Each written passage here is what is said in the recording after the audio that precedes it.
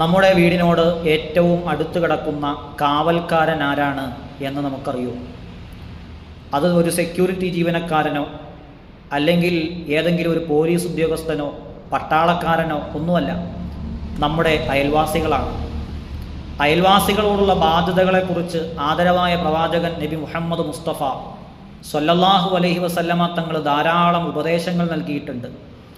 അതിൽപ്പെട്ട ഒരു ഹദീസ് കാണാം, ലാ യദ്ഖുലുൽ ജന്നത മൻ ലാ യഅ്മൻ ജാറുഹു ബവാഇഖഹു. തൻ്റെ ഉപദ്രവങ്ങളിൽ നിന്ന് ഒരു അയൽവാസി സുരക്ഷിതനല്ലാത്തവൻ ഒരിക്കൽ പോലും സ്വർഗത്തിൽ പ്രവേശിക്കുകയില്ല. പ്രിയപ്പെട്ട സഹോദരങ്ങളെ, പരിശുദ്ധമായ ഇസ്ലാം അയൽവാസികൾക്ക് ധാരാളം പ്രാധാന്യങ്ങൾ നൽകി. അള്ളാഹുവിൻ്റെ റസൂൽ സല്ലല്ലാഹു അലൈഹി വസല്ലമ തങ്ങളുടെ അടുക്കൽ ഒരിക്കൽ മഹാനായ ജിബ്രീൽ അലൈഹിസ്സലാം കടന്നു വന്നിട്ട് ഒരു പ്രഭാഷണം നടത്തി. അള്ളാഹുവിൻ്റെ റസൂൽ പറയുന്നുണ്ട്, ജിബ്രീൽ അലൈഹിസ്സലാമിൻ്റെ ആ പറച്ചിൽ കേട്ടിട്ട് അയൽവാസികൾക്ക് എൻ്റെ സമ്പത്തിൽ നിന്ന് അനന്തരം കിട്ടിപ്പോകുമോ എന്ന് ഞാൻ ഭയപ്പെട്ടു പോയി. അത്രത്തോളം സ്ട്രോങ് ആയിരുന്ന ഉപദേശം എന്ന് പറയുന്നത്. നമ്മുടെ ഇന്നത്തെ അയൽവാസി സമൂഹത്തെക്കുറിച്ചുള്ള കാഴ്ചപ്പാടുകൾ നാം ഒന്ന് പരിശോധിച്ചു നോക്കിയാൽ, തൊട്ടപ്പുറത്തെ വീട്ടിൽ താമസിക്കുന്ന ആളുകൾ ആരാണെന്ന് നമുക്കറിയില്ല. അവരുടെ പേര് വിവരങ്ങൾ നമുക്കറിയില്ല. അവർ വീട്ടിലുണ്ടോ, അവർ ഭക്ഷണം കഴിച്ചിട്ടുണ്ടോ, അവർ പട്ടിണിയിലാണോ, അവരുടെ ജോലി എന്താണ്, ഒന്നും നമുക്കറിയില്ല.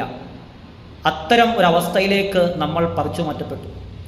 സോഷ്യൽ മീഡിയയിൽ വലിയ ദൂരത്ത് നടക്കുന്ന വലിയ വലിയ സംഭവങ്ങൾ പോലും, അല്ലെങ്കിൽ ചെറിയ സംഭവങ്ങൾ പോലും അറിയുന്ന നമ്മൾ തൊട്ടപ്പുറത്തെ വീട്ടിൽ എന്ത് സംഭവിച്ചു എന്നറിയുന്നില്ല. അത്രത്തോളം അയൽവാസി ബന്ധങ്ങളുടെ പ്രാധാന്യങ്ങൾ നഷ്ടപ്പെട്ടുകൊണ്ടിരിക്കുന്ന ഒരു കാലഘട്ടത്തിലാണ് നമ്മൾ ഇന്ന് ജീവിച്ചുകൊണ്ടിരിക്കുന്നത്.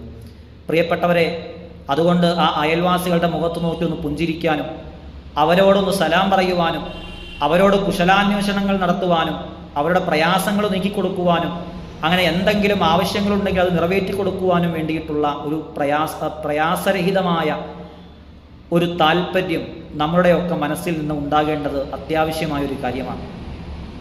പ്രിയപ്പെട്ടവരെ, ആദരവായ നബി സല്ലല്ലാഹു അലൈഹി വസല്ലമ തങ്ങൾ പറയുന്നൊരു ഹദീസ് കാണാൻ പറ്റും.